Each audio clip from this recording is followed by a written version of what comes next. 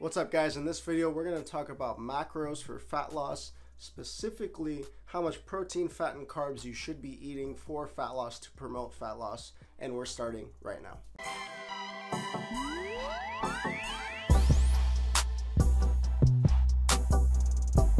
What's up, guys? Christian here. If this is your first time on my channel and you want to learn all about fat loss related topics, whether it be cardio, workouts, nutrition, then definitely subscribe to my channel and hit that notification bell so you don't miss any of my videos. Alright, so this is episode 2 of the summer shredding series. So in honor of Christian Guzman's summer shredding series that just started a couple days ago, I'm making this series to help you guys out on your summer shredding plan, your fat loss plan, whatever you want to call it. And so this is all about macros for fat loss. In the first video, we went over your calories and how many calories you should be eating to lose weight each and every day. And yeah, so we're using the calories from the first video in this video. So if you haven't watched it yet, go do that now and watch that video so you know how many calories you need to eat to lose the weight. Now notice how I said this is macros for fat loss and not weight loss.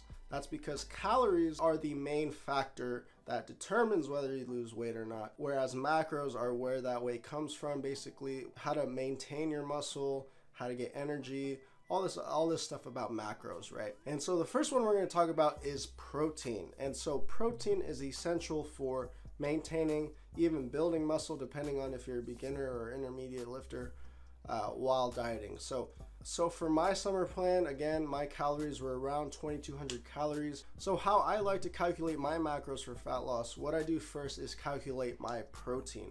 Protein is the most important out of all the macronutrients, and there are 3. Protein, again, is the most important macronutrient that you need to worry about when dieting. In fact, there's some people who believe that you can be in a caloric deficit and only track protein because that's the most important. Fats and carbs can fluctuate day to day. So there's that theory out there as well. So multiply your calories that we calculated in the first video by 40%, okay? And this is going to give you some number. Probably for me, 2,200 times 40% is around 880 or something. I'll put the number right here. And so this is the amount of calories coming from protein. If you know anything about macros, there are calories per gram based on each macronutrient. So for protein, there's 4 calories per gram. And so in order to get the amount of grams of protein you need each day, you want to take that number we just calculated and divide it by 4, because there's 4 calories per gram of protein. Okay, so now we have our amount of grams of protein from our calories that we calculated in the first video. So that number is going to be right up here on the left. So we have however many grams of protein we have, and it's going to be up here. Okay, so now we took 40% of our total calories, right? There's still 60% left. Now we're going to divide the rest of that 60% into carbs and fat. Now, carbs are not the enemy. You don't have to reduce carbs really low or anything like that to lose weight. It's not going to help you lose weight faster.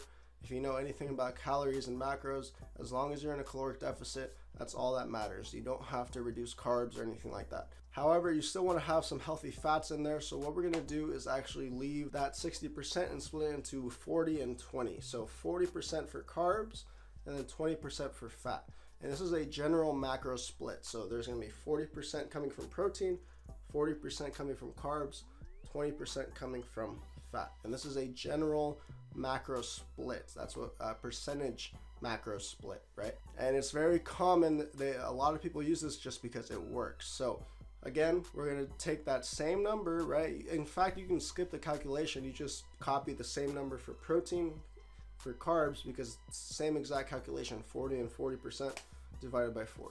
Cool. The next number is 20%. So 20% times your calories divided by 9 this time. So whatever number you calculate, so 20% times 2,200, whatever that number is, I'll put it here.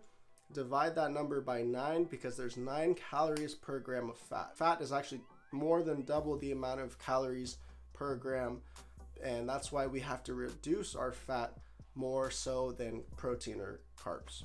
And again, these are your macros now. So 40% coming from protein, 40% coming from carbs, 20% coming from fat. And now what you would do for your fat loss meals, divide these numbers into however many meals you like to have per day. whether you follow intermittent fasting or not, whether you like big meals, a lot of big meals or smaller meals throughout the day. Divide all three numbers by the number of meals you plan to have each day.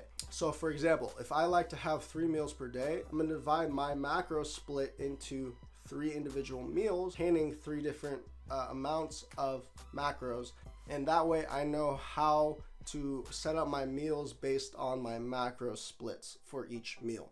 So if I know I have this amount of protein, this amount of carbs, and this amount of fat for 3 meals, then I can plan accordingly. And so for example, for meal 1, I can have chicken, sweet potatoes, rice, some veggies, and that will make up my first meal requirements, however many macros are in that meal. Second meal, I can have Greek yogurt, fruit, protein powder, some peanut butter, all of that in this meal. And then another meal, I can have something else that fits those macros. And as long as your meals fit those macros for each individual meal, you're gonna lose weight. You're gonna get enough protein, fat, and carbs in each meal because we already did the calculations. All you have to do is fill in those numbers each and every day and don't go over. And this is what If It Fits Your Macros is, flexible dieting, whatever you want to call it. And that's basically macros for fat loss in a nutshell.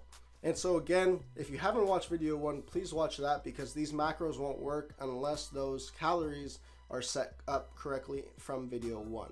And so I hope this video helps you guys. This is only part 2 of this fat loss series. We're going to go over some workouts, some cardio, and yeah, hope this gives you a good starting point. And finally, guys, thank you for watching. If you have any questions, definitely leave a comment down below. There's definitely different macro splits that you can go with. There's different variations. There's many different variations that you could go with. So definitely leave your comments in the description below if you have any questions. All right, guys, thanks for watching. Subscribe, and I will see you guys on the next one.